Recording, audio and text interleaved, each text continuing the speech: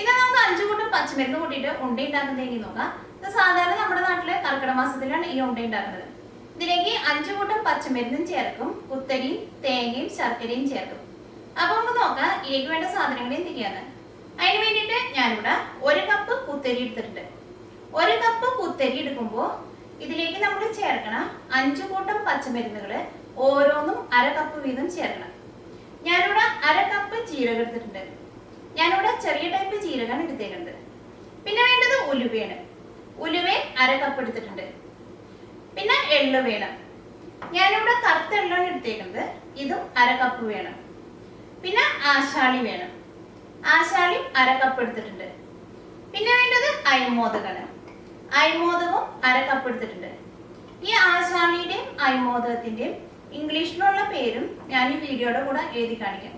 അപ്പൊ നിങ്ങൾക്കത് കടയിൽ പോയിട്ട് വാങ്ങാൻ വേണ്ടിയിട്ട് എളുപ്പമായിരിക്കും. പിന്നെ വേണ്ടത് തേങ്ങയാണ്. ഞാനിവിടെ ഒരു ചെറിയ തേങ്ങ മുഴുവനായിട്ട് ചിരണ്ടി എടുത്തിട്ടുണ്ട്. 400 ഗ്രാം ശർക്കര എടുത്തിട്ടുണ്ട്.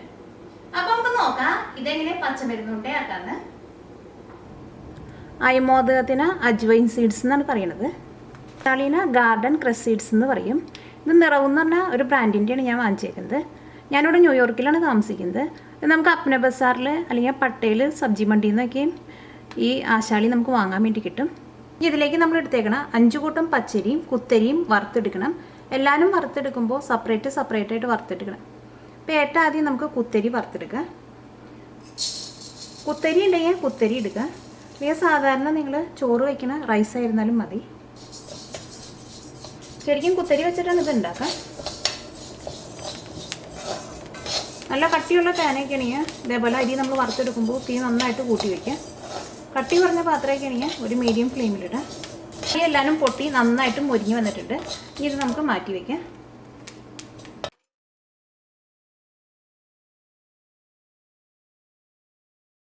നമുക്ക് ഉലുവ വറുത്തെടുക്കാം. അതിലേക്ക് 1/2 കപ്പ് ഉലുവയാണ് ചേർത്തേക്കുന്നത്.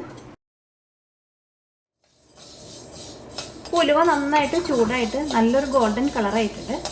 ഇത് നമുക്ക് മാറ്റാം. ഉലുവയ്ക്ക് പെട്ടെന്ന് നല്ല ഗോൾഡൻ കളറാവും. അരി വറുത്തെടുക്കാനായിരിക്കും ഏറ്റവും കൂടുതൽ സമയം വേണ്ടത്. ഈ ജീരകം വറുത്തെടുക്കുക. ഞാനിവിടെ ചെറിയ ടൈപ്പ് ജീരകമാണ് എടുത്തേക്കുന്നത്. ഇതും 1/2 കപ്പ് ചേർക്കാം. ഇതെല്ലാം വറുത്തെടുക്കുമ്പോൾ ഡ്രൈ റോസ്റ്റ് ചെയ്തെടുക്കണം. ഇതിലേക്ക് നിങ്ങൾ ഓയിലൊന്നും ചേർക്കരുത്.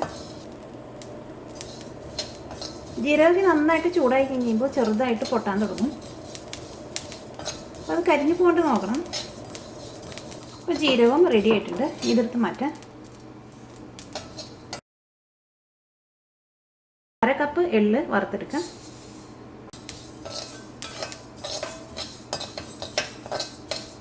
അപ്പോൾ എള്ളും നന്നായിട്ട് ചൂടായിട്ടുണ്ട്. ഇതെടുത്ത് മാറ്റാം.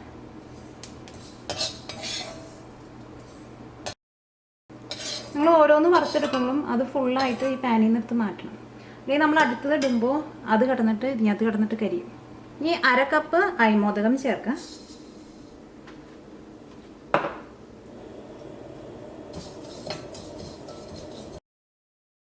അയമോദകം നന്നായിട്ട് ചൂടായി കഴിയുമ്പോൾ ചെറുതായിട്ട് പൊട്ടാൻ തുടങ്ങും. അപ്പോൾ അയമോദകം റെഡി ആയിട്ടുണ്ട്. ഇതെടുത്ത് മാറ്റാം. അയമോദകമൊക്കെ വറുത്തെടുക്കുമ്പോൾ മുഴുവനും പൊട്ടി തീരാൻ വേണ്ടിയിട്ട് നിൽക്കണ്ട. മുഴുവനും പൊട്ടി തീർന്നിട്ടുണ്ടെങ്കിൽ ഇത് കരിഞ്ഞു പോകും. ആശാളി വറുത്തെടുക്കുക. ആശാളിയുടെ കളറ് ഇതേപോലെ ചുമന്നൊരു കളറായിരിക്കും. ഇതും വളരെ ചെറിയൊരു സീഡ്സാണിത്.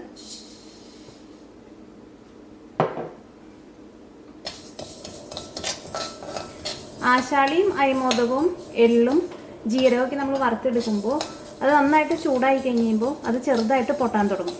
പക്ഷെ അത് മുഴുവനും പൊട്ടി തീരുന്നവരെ നിങ്ങൾ വെയിറ്റ് ചെയ്യേണ്ട. അങ്ങനെ മുഴുവനും പൊട്ടി തീർന്നിട്ടുണ്ടെങ്കിൽ ചിലപ്പോൾ അത് കരിഞ്ഞു പോകും. പക്ഷെ അരി വറുത്തെടുക്കുമ്പോൾ എല്ലാവരും പൊട്ടണം. ഇതും എടുത്ത് മാറ്റാം.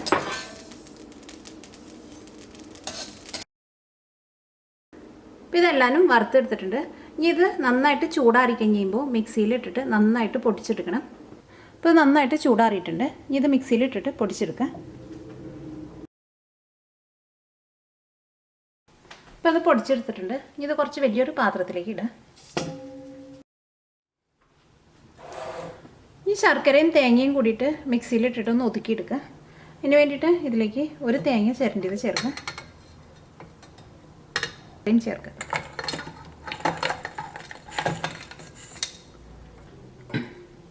ശർക്കര അല്ലെങ്കിൽ കരിപ്പെട്ടി ചേർക്കുക. കരിപ്പെട്ടി എന്ന് പറഞ്ഞിട്ട് നമുക്ക് നാട്ടിൽ നിന്ന് അങ്ങാടിക്കടയിൽ നിന്നൊക്കെ വാങ്ങാൻ വേണ്ടി കിട്ടും. തേങ്ങയും ശർക്കരയും കൂടിയിട്ട് നന്നായിട്ട് ഒതുക്കിയെടുത്തിട്ടുണ്ട്. എടുത്തേക്കണ പൊടി ആദ്യം തന്നെ ഒന്ന് മിക്സ് ചെയ്യുക. ഇതിങ്ങനെ വറുത്ത് പൊടിച്ചെടുക്കുമ്പോൾ നല്ലൊരു സ്മെല്ലാണ് ഇതിന്. ഇതെല്ലാവരും നന്നായിട്ട് മിക്സ് ആയിട്ടുണ്ട്. ഇതിലേക്ക് ഒതുക്കി വെച്ചേക്കണം തേങ്ങയും ശർക്കരയും ചേർക്കാം. ഇതെല്ലാം കൂടിയിട്ട് കൈ കൊണ്ട് നന്നായിട്ട് മിക്സ് ചെയ്യുക. അപ്പോൾ തേങ്ങയും ശർക്കരയും ഇതിനകത്ത് നന്നായിട്ട് മിക്സ് ആയിട്ടുണ്ട്. ഇനി ഇത് ഓരോ ഉരുളയായിട്ട് ഉരുട്ടിയെടുക്കണം. അതിന് മുമ്പായിട്ട് വേണമെന്നുണ്ടെങ്കിൽ കൈ ഒന്ന് കഴുകുക. അപ്പോൾ അത് ഉരുട്ടിയെടുക്കാൻ വേണ്ടിയിട്ട് കുറച്ചും കൂടിയും സുഖമായിരിക്കും. അല്ലെങ്കിൽ ഇതൊക്കെ കൈമ പിന്നെ നമ്മുടെ കൈമ ഒട്ടിപ്പിടിക്കും. ഇത് ഓരോ ചെറിയ ഉരുളയായിട്ട് ഉരുട്ടിയെടുക്കുക. അത് നമ്മൾ ഉരുട്ടിയെടുക്കുമ്പോൾ നമ്മൾ കൈ കഴുകണമെന്നുണ്ടെങ്കിൽ കൈമേത്തെ വെള്ളം നന്നായിട്ട് തുടച്ച് കളയണം. കൈമ അല്ലെങ്കിൽ പിന്നെ നമ്മൾ ഇത് മിക്സ് ചെയ്യാൻ എടുക്കുന്ന പാത്രത്തിലായിരുന്നാലും ഒട്ടും വെള്ളം പാടില്ല. വെള്ളം ഉണ്ടെങ്കിൽ ഇത് പെട്ടെന്ന് പൂത്തു പോകും. ഇപ്പോൾ പച്ചമരുന്നുണ്ട റെഡി ആയിട്ടുണ്ട്. നമ്മുടെ നാട്ടിൽ സാധാരണ നല്ല മഴയുള്ള കർക്കിടക മാസത്തിലാണ് ഈ പച്ചമരുന്നുണ്ട കഴിക്കുന്നത്. അല്ലെങ്കിൽ നല്ല തണുപ്പുള്ള സ്ഥലങ്ങളിലായിരുന്നാലും ആ സമയത്തും ഇത് കഴിക്കാം. ഇത് ദിവസത്തിൽ ഓരോന്ന് വെച്ചിട്ടാണ് ഇത് കഴിക്കുക. നമ്മുടെ നാട്ടിലേക്ക് മൺസൂൺ ടൈം തുടങ്ങുമ്പോൾ ഫോറിനേഴ്സൊക്കെ വന്നിട്ട് കഴിച്ചിട്ട് പോണ ഒരു പച്ചമരുന്നാണിത്. ഇത് നമ്മുടെ മിക്ക വീടുകളിലും സാധാരണ ഇത് നമ്മൾ ഉണ്ടാക്കാറില്ല. പക്ഷേ ഇത് കൊല്ലത്തിൽ ഒരു പ്രാവശ്യമെങ്കിലും നമ്മളിത് ഉണ്ടാക്കി കഴിക്കണം. ഇതിൻ്റെ ടേസ്റ്റ് എങ്ങനെയെന്ന് വെച്ചിട്ടുണ്ടെങ്കിൽ ഇതിന് ചെറുതായിട്ട് കയ്പുണ്ടാവും, നല്ല മധുരം ഉണ്ടാവും. അപ്പോൾ ചിലവർക്ക് മാത്രമേ ഇതിൻ്റെ ടേസ്റ്റ് ഇഷ്ടമാവുള്ളൂ. പക്ഷേ അത് മരുന്നാന്ന് വെച്ചിട്ട് അതേപോലെ കഴിക്കാം.